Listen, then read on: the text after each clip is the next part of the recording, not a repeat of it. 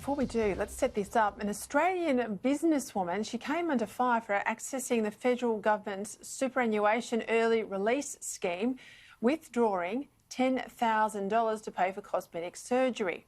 I played that grab at the start of the show, her comments on 60 Minutes last night. Melbourne City Councillor Nick Rees and Sky News Outsiders co-host and Herald Sun columnist Rita Panahi join me now. Not what I would take money out of my super account for, Nick, but it's her money, and if she meets the rules for withdrawal, it's not up to us to tell people how to spend it, is it? Look, I've been generally supportive of the stimulus package provided by the Commonwealth Government, but I don't think this was a particularly responsible measure. That's Australia's retirement savings there in super, and providing people with a tax incentive to withdraw down their retirement savings and spend it has meant that a lot of people have made some very irresponsible decisions, like, spending this money on plastic surgery, people spending it on gambling, spending it on frivolous consumer goods. Ultimately, that hasn't been to the good of Australia's economy. And worst of all, it's not in the interest of those people who have taken that money out. So, I think it's a fail for the individual and a fail for the country. Rita, just quickly. Such a socialist mindset. He thinks the state knows better than the individual what they should do with their money. If she wants to spend it on plastic surgery, it's her hard-earned, let her do it. She's going to waste it when she's going to acquire it anyway. Let her enjoy her new breasts for a few years longer. Were they new breasts? I didn't take notice. Well, I don't know. There was a whole lot of stuff she went on. There was bits and bobs. It was $30,000, of which 10 came from super. I want to ask you about the flack the PM copped. He said very clearly, I listened to the press conference last week, that he was going to have a break.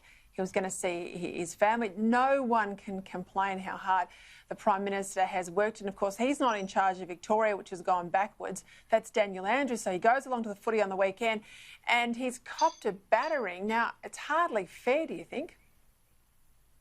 I think it's absolutely appalling. And the very same people who get absolutely triggered if anybody criticises Dan Andrews' mishandling of this crisis, they call it divisive and unnecessary, completely want to blame Scott Morrison for going to the football for a couple of hours, for having a beer, for waving his scarf around. I mean, I cannot believe the meltdown over something that I think most Australians would identify with, and most normal people would say, good on you, you've worked bloody hard, you deserve a couple of hours watching your Sharks play.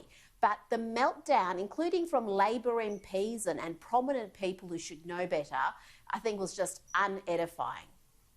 I might have a grab from the Victorian Premier, actually, because it was raised with him yesterday in a press conference. Let's have a listen. I wouldn't begrudge anybody taking time with their family. I don't think that's an unreasonable thing. In terms of who goes to what footy match in other states, I've got much bigger things to worry about than that. I really do. Nick? Yeah, look, I agree. I don't begrudge him going to the football. I know it was New South Wales reached a milestone. Footy games are open again. I think the people in New South Wales should be able to celebrate having reached that milestone.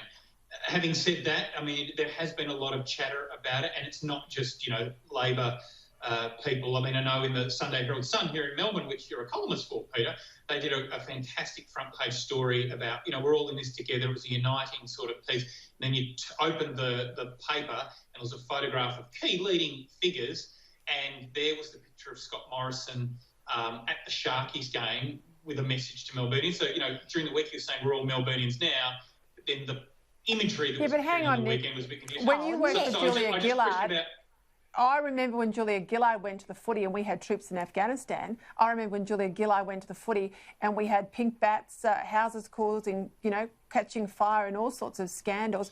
I remember when Julia Gillard went to the football quite frequently and we had boat after boat of asylum seekers. So if she could go to the footy, why can't he go to the footy? Look, I think he was fine to go to the football. I was just making an observation that a lot of people have commented on it, but I personally have absolutely no issue with him going to the football. All right.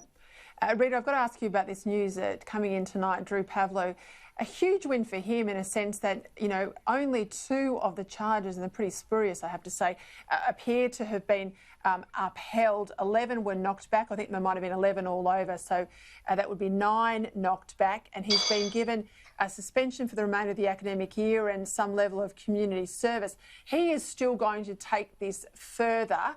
This is an ongoing, I think, PR nightmare from the University of Queensland, isn't it? Oh, absolutely. And the optics of this are so wrong, and the facts of it are wrong. It's not just the appearance.